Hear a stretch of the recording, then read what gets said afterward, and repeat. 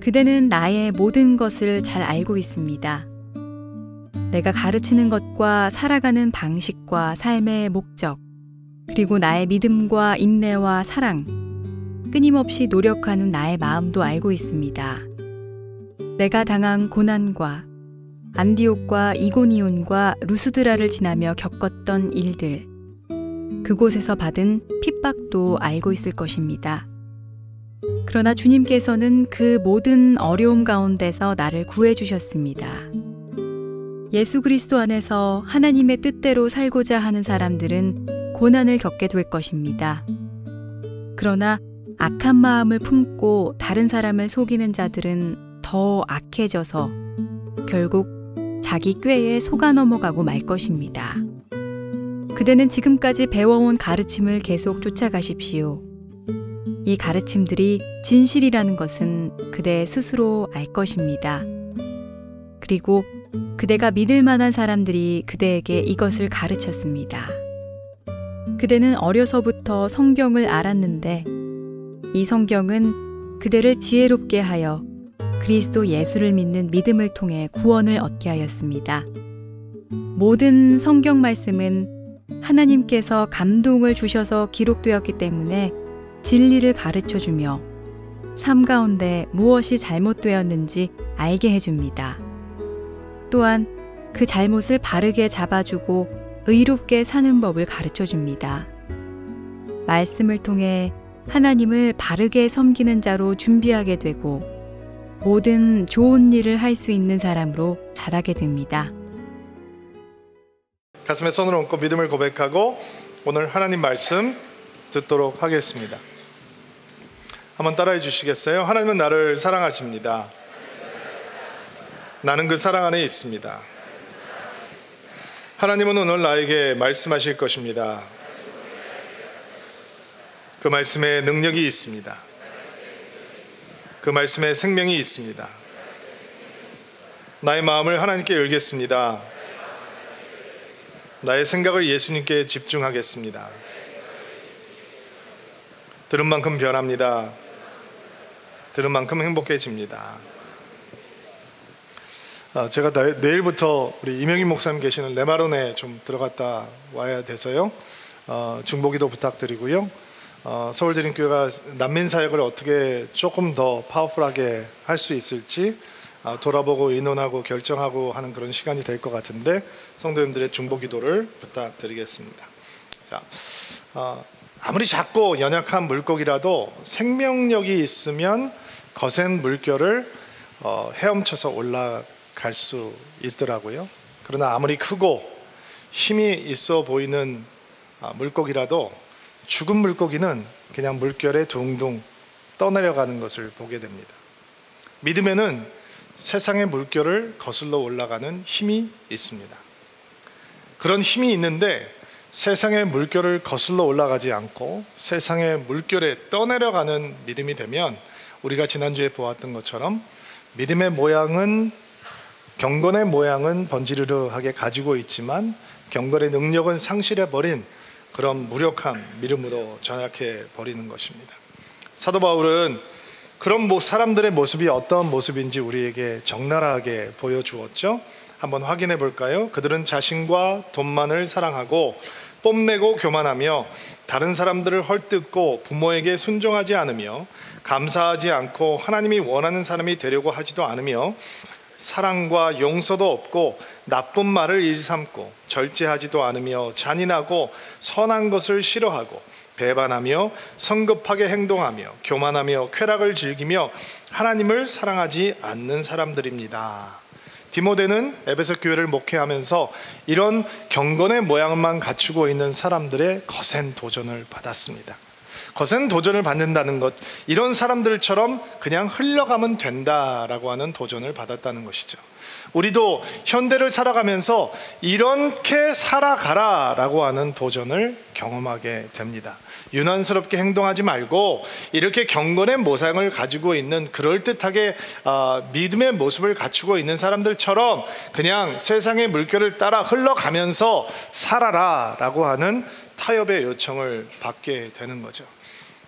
그리고 사도 바울은 그런 디모데를 향해서, 그런 여러분과 저를 향해서 그렇지 않습니다. 믿음은 세상을 이기는 힘을 가지고 있고 세상의 물결에 휩쓸려 내려가는 것이 아니라 세상의 물결을 거슬러 올라가는 힘이 있는 것입니다 라고 하는, 다시 한번 흔들리지 않는 믿음에 대해서 우리에게 가르침을 전해주고 있습니다. 14절 말씀인데요, 같이 한번 읽어볼게요. 시작. 그대는 지금까지 배워온 가르침을 계속 쫓아가십시오. 이 가르침이 진실이라는 것은 그대도 스스로 알 것입니다. 그리고 그대가 믿을 만한 사람들이 그대에게 이것을 가르쳐 줍니다. 그대라고 하는 시작이 지금 사도 바울이 하려고 하는 얘기를 일반 대중에게 하는 얘기가 아니라 디모데라고 하는 말씀을 받고 있는 사람의 가슴을 향해서 방향 설정을 명확하게 하는 거죠. 너라고 얘기를 하고 있는 거예요. 오늘도 그렇게 말씀을 들으셔야 돼요. 사도 바울이 우리를 향해서 당신 옆에 앉아있는 사람 말고 바로 당신, 이렇게 말씀의 화살을 우리에게 돌려주고 있다라고 생각을 하셔야 돼요. 배운 가르침을 계속 쫓아가십시오 라고 쉬운 성경에는 번역을 했는데, 개역 개정판을 보니까 너는 배우고 확신한 일에 거하라 라고 얘기했어요. 배웠기 때문에 확신을 갖게 된 바로 그 일에 거하라.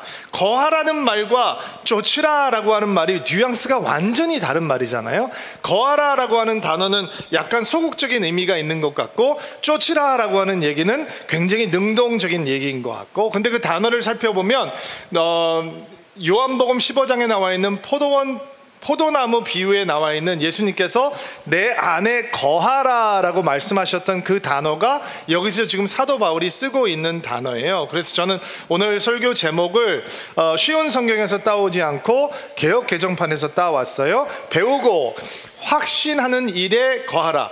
배웠기 때문에 확신을 갖게 된 바로 거기에 머물러 있어라. 뿌리를 내려라. 흔들리지 말아라. 벗어나지 말아라. 거하라 라고 하는 사도 바울의 가르침에 한번 주목해 보려고 해요. 왜냐하면 거짓 가르침 때문에 변질되고 타락하는 믿음의 그림자 앞에서 사도 바울이 그의 사랑하는 영적인 제자 디모데에게 줄 수 있는 흔들리지 않는 최고의 조언의 방법은, 네가 이미 알고 있고 네가 이미 배웠기 때문에 확신을 하고 있는 그 복음의 가르침 속에 흔들리지 않고 뿌리를 내리고 거하고 있어라. 그러면 이길 수 있는 것이다 라고 가르쳐주고 있는 거죠. 우리도 종종 이 세상에서 그런 유혹을 받지 않습니까? 세상대로 살아도 괜찮다, 믿음을 약간 타협해도 괜찮다. 그때마다 우리도 사도 바울의 말씀에 귀를 기울일 수 있겠죠. 우리가 이미 배웠기 때문에 우리 안에 갖게 된 믿음에 확신하는 일, 거기 안에 거하는 거예요. 그러면 흔들리지 않는 견고한 믿음을 가지고 있어요. 근데 그렇게 배우고 확신하는 일에 거한다. 어떻게 하면 거할 수 있느냐? 그 거한다는 것이 과연 무슨 뜻일까? 오늘 본문 말씀을 통해서 네 가지 생각을 좀 묵상을 해보려고 하는데요. 10절 말씀 같이 한번 읽어보겠습니다. 10절 읽어주세요. 시작. 그대는 나의 모든 것을 알고 있습니다.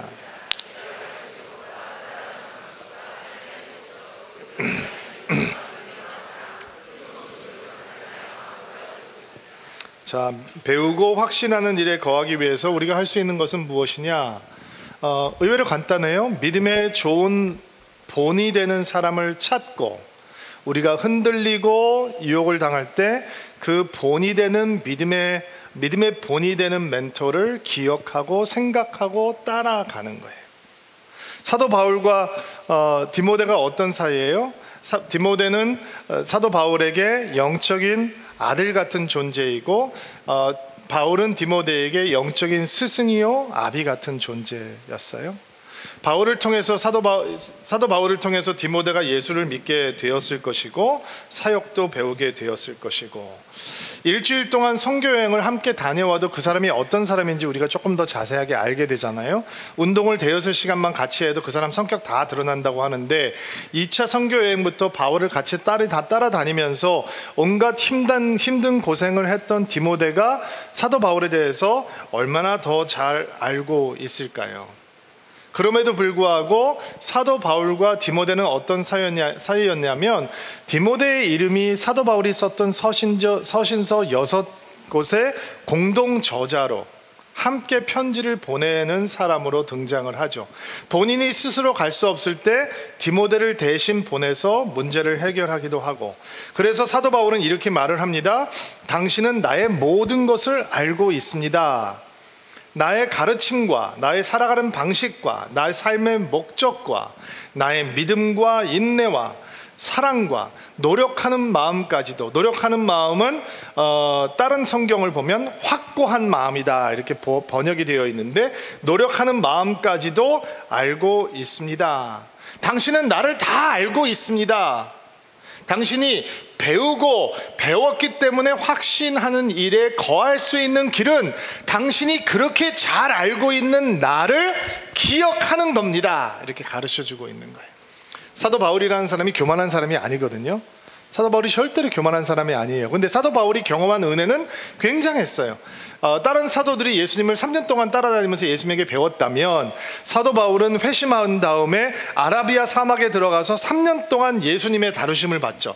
그때 그가 어떤 은혜를 경험했는지 아무도 알지 못해요. 다만 우리는 그가 3층 천에 들어가서 하나님의 영광의 나라를 보고 올 정도로 깊은 은혜를 경험했다는 것은 알고 있죠. 그러나 그런 일들에 대해서 가르치고 언급하는 것이 사도 바울에게는 허락되지 않았어요. 사도 요한은 그런 일을 가르칠 수 있었는데 사도 바울은 그러지 못했거든요. 자기의 사도성을 위협당하고, 사도 바울을 사람들이 우습게 볼 때 그렇게 놀랐던 3층 천을 보고 온 얘기만 한번 던져줬어도 이런 오해를 불식시킬 수 있었는데도 불구하고 사도 바울은 잠잠했어요. 그는 겸손한 사람이에요. 근데 그 겸손했던 사도 바울이 주저하지 않고 성도들에게 담대하게 얘기하고 있는 게 있어요. 여러분은 나를 본받는 자가 되십시오 라는 얘기예요. 빌립보서 3장 17절에 나를 본받도록 애쓰십시오. 고린도전서 4장 16절도 여러분에게 권합니다. 나를 본받으십시오. 내가 묶였다는 것을 제외하고 나는 여러분이 나를 본받는 사람이 되기를 바랍니다 라고 얘기를 해주고 있단 말이에요. 야, 대단한 거죠. 완벽한 사람이 아닌데 그분의 말도 성격도 허물이 많고, 또 마가를 대했던 것을 보면 리더십도 굉장히 까칠한 모습을 가지고 있고, 그래서 사람들이 사도 바울을 보면서 호불호가 확 갈렸거든요. 그런데 그렇게 완벽하지 않은 리더였는데도 불구하고, 성품적으로 여러 가지로 부족한 적이 많이 있는데도 불구하고, 예수님을 향한 사랑과 신앙과 복음에 대한 열정에 대해서만큼은 사도 바울은 주저하지 않고 나를 본받으십시오 라고 얘기한단 말이에요. 멋지죠? 부담스럽죠? 근데 여러분 부담 가지시면 안 돼요. 왜냐하면 여러분은 누구의 어미요? 누구의 아비이시잖아요. 또 누구의 어비요? 누구의 아비가 되실 분들이잖아요. 나를 본받으십시오 라고 하는 얘기를 놓치면 안 돼요. 교회는 혼자 신앙생활하는 곳이 아니잖아요. 언젠가는 여러분이 셀장도 하실 거고, 임직자도 되실 거고, 장로도 하실 거고, 팀장도 하실 거고, 좋은 얘기 하는데 아무도 암내를 안 한다는 건 그만큼 부담이 있다는 얘기예요. 다시 셀장도 하시게 될 거고, 집사도 하게 되실 거고, 장로도 하게 되실 거고, 교사도 하게 되실 거고, 아멘 하는 사람들에게는 그런 일이 이루어질지어다. 누군가에게는 좋은 신앙의 선배도 될 거고, 여러분 가운데는 목회자가 될 수 있는 분들도 나올 거고, 그러므로 우리는 누군가에게 겸손하지만 담대하게 여러분 저의 신앙을 본받으십시오 라고 얘기할 수 있는 컨텐츠가 있어야 된다는 거예요. 여러분, 사람들이 흔들릴 때 예수님만 보면 너무 좋겠죠. 근데 예수님이 잘 안 보이거든요. 근데 내 신앙의 선배는, 내 신앙의 본은 내 눈에 보인단 말이에요. 저도 목회를 배우면서 신앙을 배우면서 저에게 큰 감동과 울림을 주었던 분들이 계셨어요. 평신도들도 계셨고 목사님들도 계셨고, 어떤 목사님을 통해서는 복음에 대한 열정 저런 거구나 배우기도 하고, 어떤 목회자를 통해서는 열방을 품고 세계를 선교하는 목회자가 되고 교회가 된다는 건 저렇게 하는 거구나 배워가기도 하고, 어떤 평신도들의 모습을 통해서는 아, 교회를 저렇게 충성스럽게 섬기는 거구나 배우기도 하고, 어떤 평신도들의 신앙의 모습을 통해서 저렇게 온유하고 겸손하게 따뜻하게 주님을 사랑하고 성도를 사랑하면서 살아갈 수 있다면 너무 감사하겠구나 배우기도 하고, 어느 평신도들의 기도하는 모습을 보면서 나도 목회자지만 저들처럼 열심히 기도하는 목회자가 되고 싶다 도전과 격려를 받기도 해요. 여러분, 한 사람의 신앙인이 성숙한 사람이 되기까지 얼마나 많은 사람들이 주변에 있었겠어요. 그렇죠? 저는 특별히 감사한 건 제가 그렇게 존경하고 감동과 울림을 느꼈던 분들 가운데 몇 분이 저희 교회 장로님으로 섬기고 계시다라고 하는 것은 저에게는 정말 큰 은혜고 축복인 것 같아요. 여러분, 디모데는 따라갈 수 있는 신앙의 모델, 신앙의 본이 있었어요. 여러분도 가지고 계신가요?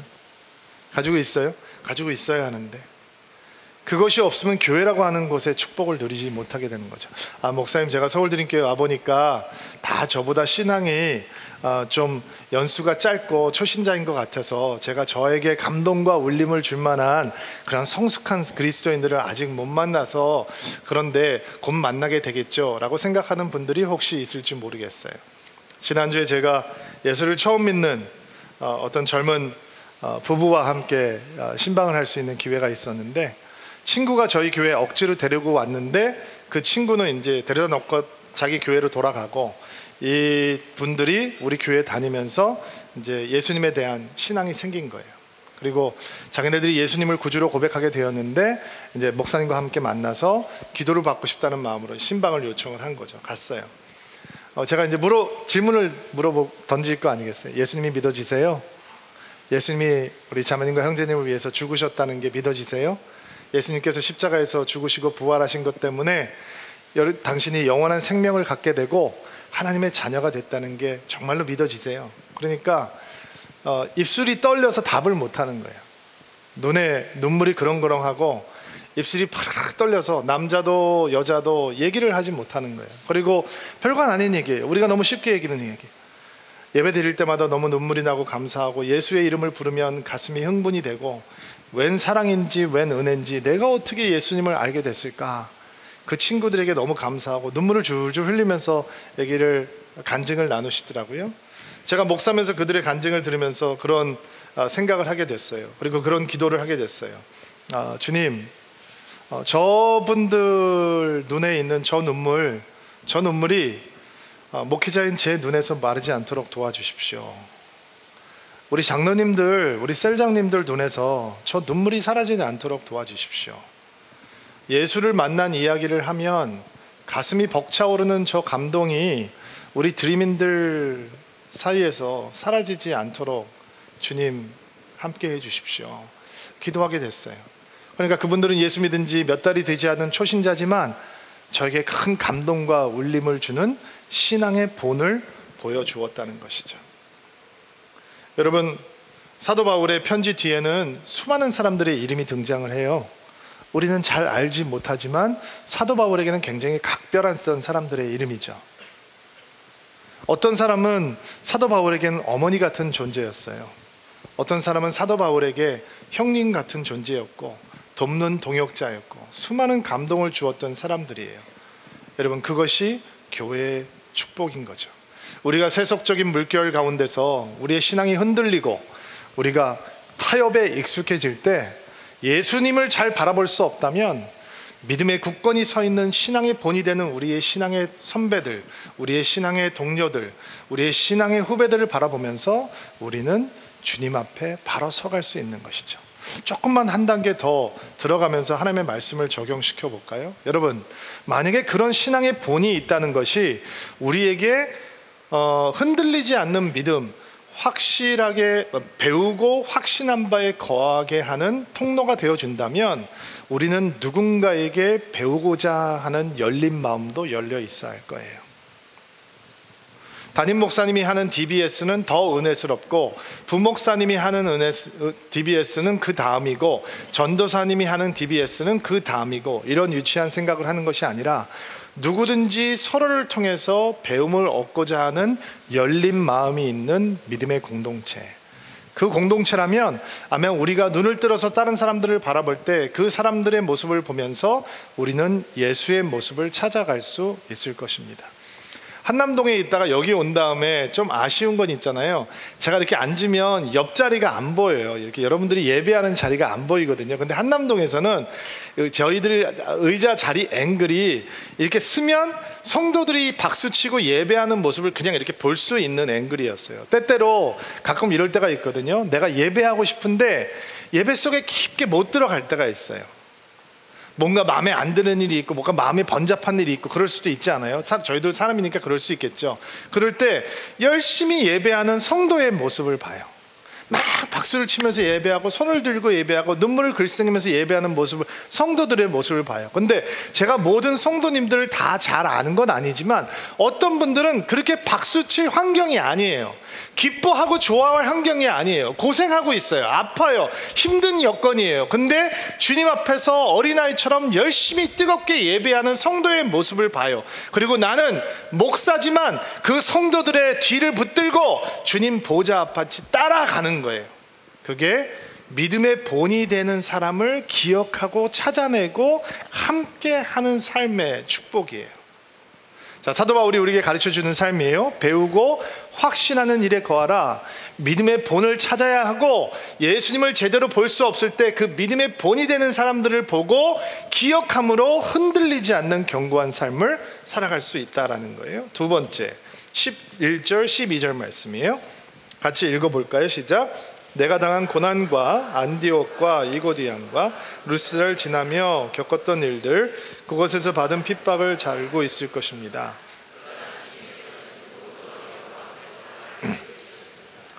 예수 그리스도 안에서 하나님의 살고자 하는 사람들은 고난을 겪게 될 것입니다.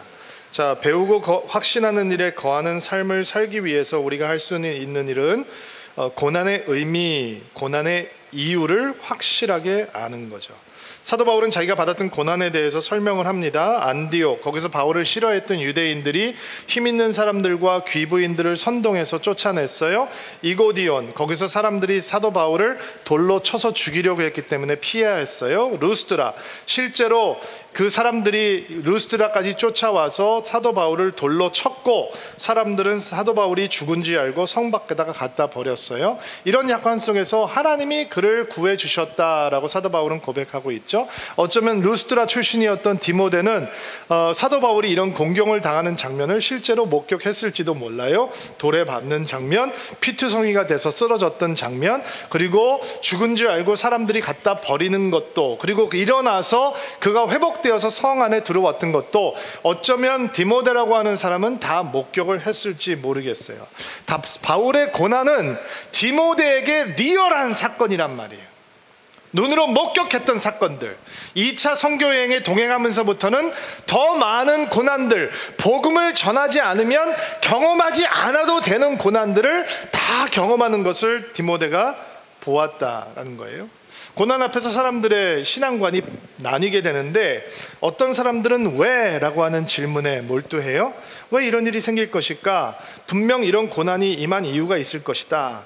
이런 질문을 하나님을 오해하게 만들 수 있는데, 하나님을 고통을 주시는 하나님이 아니신데 왜 하나님이 이런 고통을 주는 것입니까? 라고 하는 질문을 끊임없이 던지면서 선하신 하나님의 모습을 놓치게 될 수 있어요. 어떤 사람은 어떻게 라고 하는 방법에 몰두해요. 어떻게 하면 이 고통에서 빨리 빠져나갈 수 있을까? 그러다 보니까 고통 속에서 경험해야 하는 하나님의 깊은 다루심에는 관심이 없어질 수 있겠죠. 어떤 사람은 무엇이라고 하는 결과에 주목해요. 무엇을 배울 수 있을까? 하나님께서 이 고통 속에서 나에게 무슨 말씀을 하시는가? 이런 태도는 우리를 고통 속에 머물러 있는 동안 정근처럼 우리를 만드시는 주님의 은혜를 주목하게 해줄 수 있습니다. 디모데가 바울의 고통을 주목합니다. 그리고 사도 바울이 그의 고통에 대해서 이렇게 설명을 합니다. 내가 고통을 당했지. 그러나 하나님께서는 나를 고통으로부터 구해 주셨어. 고통은 하나님의 도우심을 받는 자리였어. 한 발 더 나아가서 주님의 뜻대로 살려고 하는 자는 이 세상에서 고통을 받을 수밖에 없어. 바울의 서신 가운데 어느 서신도 하나님의 일을 하면서 이 세상에서 고통을 당하지 않는 법을 알려주는 서신은 존재하지 않았어요. 사도 바울은 요란스럽지 않아요? 이 땅에서 경건하게 살려고 하는 자는 당연히 고통을 당할 것입니다.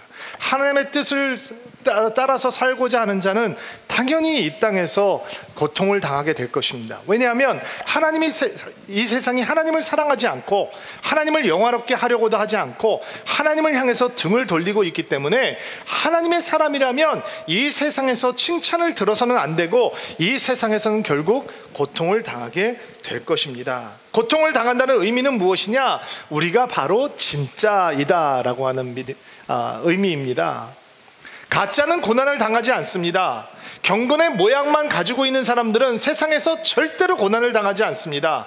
그러나 경건의 능력이 있는 사람들, 하나님의 뜻대로 살고자 하는 사람들, 거룩하고 순결하고자 하는 사람들, 믿음대로 견지하려고 하는 사람은 이 땅에서 고통을 당하게 될 것입니다. 그러므로 고통이 다가왔을 때 하나님을 원망하지 마십시오. 불평하지 마십시오. 여러분, 우리가 고통받는 얘기 다른 사람들에게 하면 그 얘기를 들은 90% 사람들은 관심이 없고요, 나머지 10%는 고소하다라고 생각할지도 몰라요.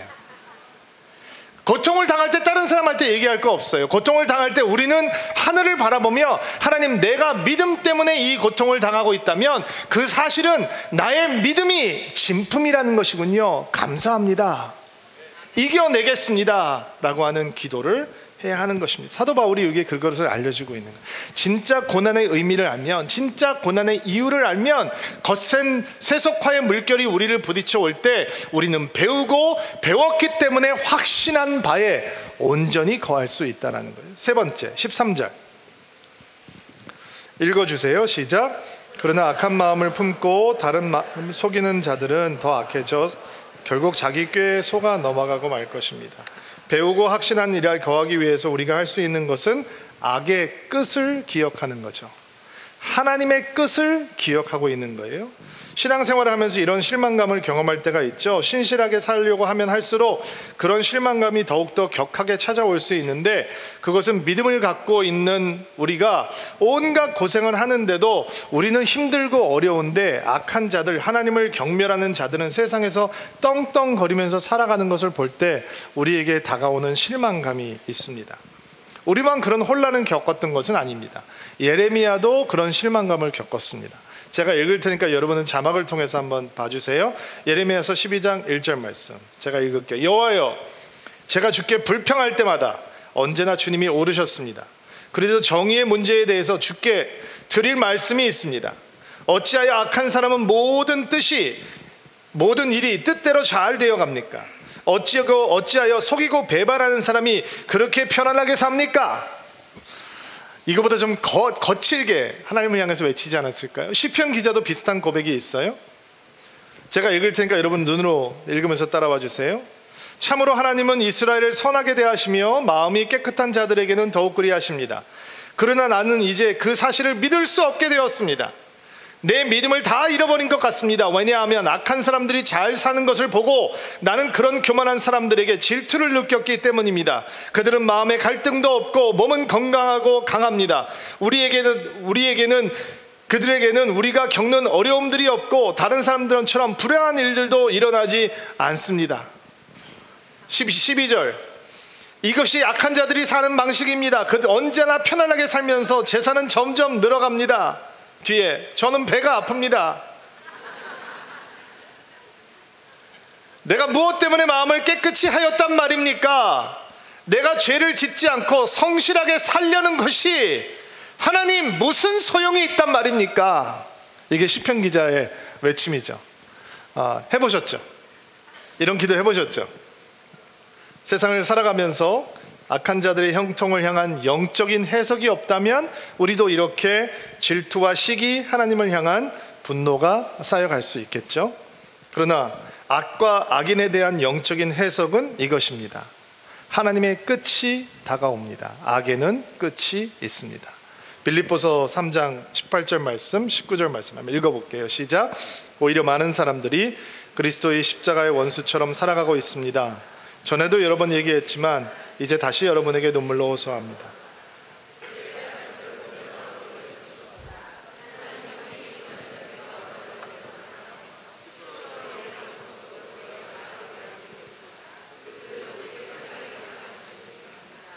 자, 흔들리지 않고 배우고 배웠기 때문에 확신하는 일에 거하기 원한다면 여러분, 하나님의 끝을 믿으십시오.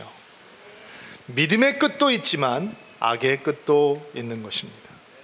의인의 끝도 다가오고 있지만 악인을 향한 끝도 다가오고 있는 것입니다. 세상이 정의롭지 않다, 공의롭지 않다 한숨을 쉬고 있는 그리스도인들에게 다시 한번 배우고 배웠기 때문에 확신하는 바에 거하십시오. 왜냐하면 공의롭지 않고 정의롭지 않은 일들의 끝이 다가오고 있습니다. 그래서 시편 기자가 그 끝을 보고 나니까 똑같은 기자가 이렇게 고백을 하는 거예요. 주를 멀리하는 자는 망할 것입니다. 주께 신실하지 못한 자들은 주께서 멸하실 것입니다. 나의 복은 하나님을 가까이 하는 것입니다. 아멘. 주 여호와는 나의 피난처이십니다. 주께서 하신 모든 일을 내가 전파하겠습니다. 악의 끝을 아는 것이 배우고 확신하는 일에 거하는 역적인 결단을 만들어주는 것입니다. 한 가지만 더 볼게요. 15절부터 17절 말씀인데요, 여러분들이 먼저 읽어주세요. 15절 시작.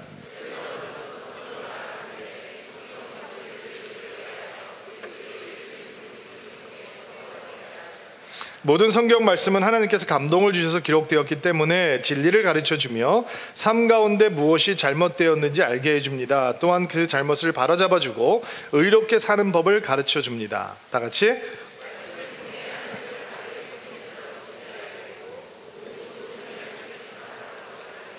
자, 우리가 배우고 확신하는 일에 거하며 흔들리지 않는 신앙을 갖는 것은 진짜 말씀을 경험하는 거죠. 여러분, 말씀은 후지지 않았습니다. 말씀은 죽어있는 고문서가 아닙니다. 말씀은 살아있는 생명의 말씀입니다. 말씀이 살아있는 이유는 그 말씀이 하나님의 감동이기 때문인데, 그 감동이라고 하는 단어는 호흡이다, 생기다 라고 하는 단어로도 바꿀 수 있습니다. 자, 하나님의 말씀이 호흡이다, 생기다. 그러면 어떤 성경 말씀이 여러분 앞에 떠올라야 돼요? 창세기 3장 말씀이 떠올라야 돼요. 하나님께서 사람을 흙으로 사람을 빚으시고 살아있어요, 죽어있어요? 어떻게 살려내요? 하나님의 호흡이, 하나님의 생기가 우리 안으로 들어왔어요. 그러니까 우리는 그 호흡과 생기가 들어오지 않으면 죽었다 살았다, 그게 있으면 살아있을 수가 없는 거예요. 하나님께서 인간의 코끝에 하나님의 생기를 집어넣어 주셨더니 우리가 살아있는 영이 되었다는 거예요. 근데 말씀이 하나님의 생기고 하나님의 호흡이라는 거예요. 사람들이 걸어 다니는데 피가 통하고 있기 때문에 살아있는 것이 아니라 그 호흡이 들어갈 때만 우리가 살아있는 생명이 되는 거예요. 진짜 말씀을 경험한다라고 하는 것이 무슨 뜻이냐? 말씀이 우리 안에 바깥에 있는 것이 아니라 하나님의 생기로, 하나님의 호흡으로, 하나님의 감동으로 우리 안에 들어와야 되는 거예요. 믿으시나요? 아, 그럼 읽어야 되는 거구나. DBS 열심히 해야 되는 거구나.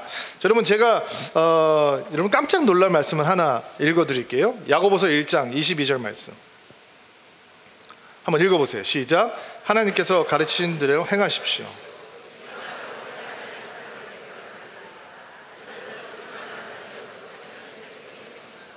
앉아서 듣기만 하는 사람은 어떻게 된다고요? 스스로 속이는 사람. 앉아서 읽기만 하는 사람은 스스로 속이는 사람이 돼. 앉아서 필기만 하는 사람은 스스로 속이는 사람이 되는 거예요. 그러면 뭐가 속이지 않는 말씀이 안으로 들어온다라고 하는 게 무슨 뜻이냐? 말씀이 안으로 들어간다는 건 말씀을 먹어 삼켜서 그 말씀대로 살아내는 것을 의미하는 거죠. 말씀이 머리만 치는 것이 아니라 가슴도 치고 우리의 손과 발을 다스려서 우리가 받은 말씀대로 살아내고 순종할 때 그 말씀이 우리에게 교훈이 되고 우리를 꾸짖는 말씀이 되고 우리를 교정하는 말씀이 되고 의로 인도하는 말씀이 되는 거예요. 제가 목사 아빠니까 아이들에게 말씀을 가르칠 때가 있지 않겠습니까? 뭐 큐티에 대해서 가르치고 기도에 대해서 가르치고 교회에 충성하는 것에 대해서 가르치고 할 때는 애들이 말 잘 들어요.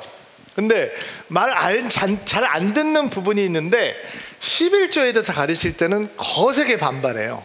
용돈을 조금 주면서 거기에서 11조를 뗀 다음에 용돈 써라 그러니까 안 좋아하더라고 애들이. 그러면서 아빠 이거는 더블 11조를 하는 거다. 이미 아빠가 11조를 하고 난 동의해서 나에게 용돈을 줬는데 또 11조를 하라 그러면 11조를 2번 내는 거 아니냐. 그게 하나님한테 그거는 정당하지 않은 것 같으니까 이러면서 애들이 잘 안 따라오려고 하더라고요. 근데 저희 둘째가 일주일에 한 10시간 15시간씩 어디 가서 알바를 하는데 돈을 조금 이렇게 용돈을 버는데 아이가 저한테 와서 이번에 여름에 이런 얘기를 하는 거예요. 아빠, 내가 드디어 11조 생활을 시작했어. 제가 이제 기특하니까, 야, 11조를 차니까 세상이 달라 보이지? 가슴이 커지고 가슴이 뜨거워지고 황금함에 손을 집어넣을 때 막 가슴이 벌렁벌렁거리고, 하나님, 지금은 내가 이렇게밖에 못 드리지만 한 이게 60배, 30배, 100배 막 이게 팍팍팍 늘어가서 드릴 수 있게 해주세요. 막 이런 기도가 나오고, 그지? 야, 저는 예스라고 대답을 할 줄 알았는데 아이는 뭐라고 얘기하면, 아빠, 그런 마음의 감동은 아직 없는데 그게 뭐 드리기 때문에 내가 더 믿음이 커지고 이런 거는 잘 모르겠어. 그런데 곰곰이 생각해보고 여태까지 배운 거를 따져보니까 지금 수입이 작을 때 거기서 11조를 떼는 훈련을 하지 않으면 나중에 수입이 커졌을 때 하나님 앞에 드리는 거 너무 아까워질 것 같아. 그러니까 지금 아깝지 않은 금액을 드리는 것부터 훈련을 한번 해보려고, 이게 말씀이 바깥에 있다가 안으로 들어오는 시간인 거죠. 말씀대로 살아보면 이제 간증이 나오기 시작하겠죠. 진짜 말씀을 경험한다라고 하는 건 말씀이 바깥에 있다, 우리 안으로 들어와서 삶의 순종을 통해서 바깥으로 다시 흘러가는 것이 진짜 말씀을 경험하는 거죠. 그게 배우고 확실히 아는 것에 거하는 삶이 되는 거예요.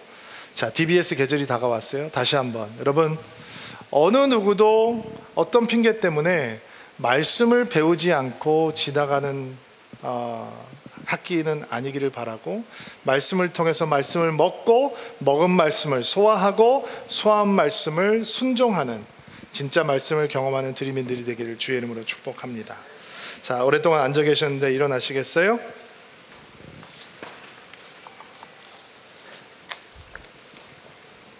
가슴에 한번 손을 얹고 안수하시고요. 여러분들을 축복하겠습니다. 하나님, 가슴에 오늘 손을 얹고 기도하는 성도 한 사람 한 사람들마다 축복하게는 그들이 누군가에게 믿음의 본이 되는 대상이 될 수 있도록 도와주옵소서. 예수님을 눈으로 보고 싶지만 예수님이 붙잡기 힘들 때, 예수님이 눈에 보이지 않는 것처럼 느껴질 때 우리가 누군가에게 신앙의 본이 되어 주어 그들에게 흔들리지 않는 견고한 믿음 가운데 서게 하는 축복의 통로가 되게 하옵소서. 고난의 이유를 알게 하시니 감사합니다. 예수를 사랑하기에, 경건의 삶을 살기를 원하기에, 하나님의 뜻을 온전히 살기 원하기에 고난이 다가올 때 진정으로 기뻐하게 하옵소서. 하나님, 이 세상을 살아가면서 하나님의 끝을 바라보는 믿음의 지혜를 갖게 하옵소서. 진짜 말씀을 경험하기를 원합니다. 우리를 때때로 가르치시고 꾸짖으시고 바로 잡으시고 의의 길로 인도하시는 말씀을 집어먹게 하시고 그 말씀대로 살게 하시고 그 말씀이 생명이 되게 하시고 하나님의 호흡이 되게 도와주시옵소서. 이번 한 주간도 예수님의 손을 붙들고 동행하는 한 주간이 되기를 원합니다.